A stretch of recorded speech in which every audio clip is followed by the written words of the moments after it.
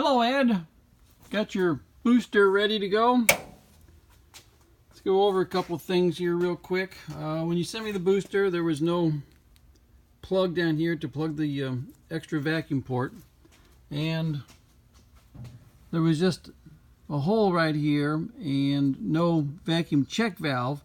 And the problem with that, of course, is the nut that holds the vacuum check valve is inside the booster can. You can't just unscrew this thing and then screw another vacuum check valve in place, and that's because the nut that holds it in place falls down inside the can, which requires you to take the vacuum can off the back of the booster. So I have included an extra vacuum check valve, which I will have to charge you for, unless you've got an extra vacuum check valve that you can send me for an exchange basis. This is your original booster, and it tested out fine. We've got it's a 3.7 or almost a 4-to-1 boost ratio. So what we're going to look at here is our two vacuum gauges. We'll read the same ultimate vacuum, and then as the booster is activated, this gauge stays stationary and this gauge will go down to 0 the more the booster is activated, and when it reaches 0, the booster is fully activated. And what we're going to look at here is we've got these two input gauges. This one goes up, maxes out, and this one reads final input pressure, which is a function of the master cylinder that is inside this machine.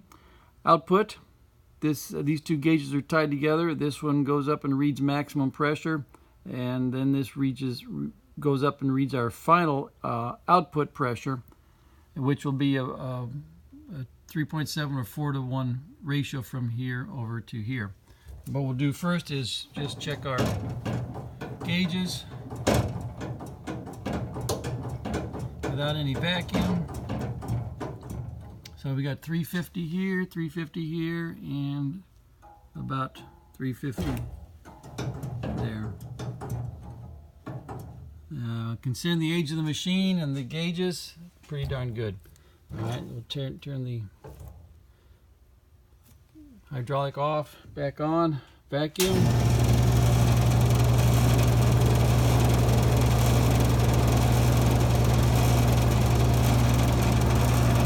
That will activate the booster.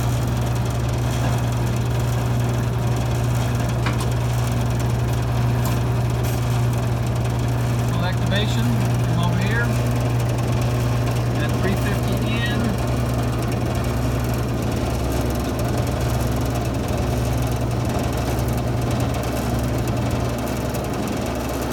Excess of 1200 output.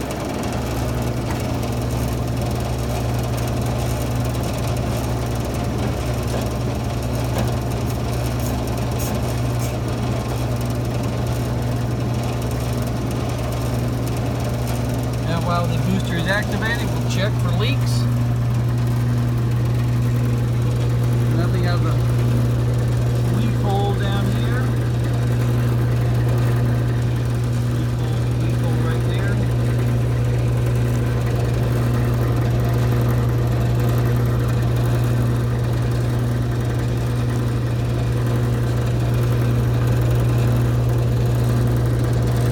Nothing out of the weep hole that you had trouble with before.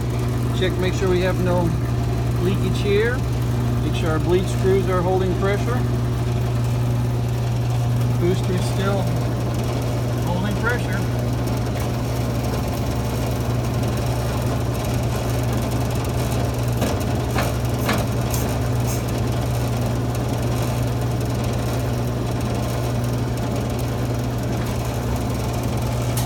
That is a really nice booster. Now then, I did not convert to a rubber diaphragm inside here because your original leather diaphragm is just fine.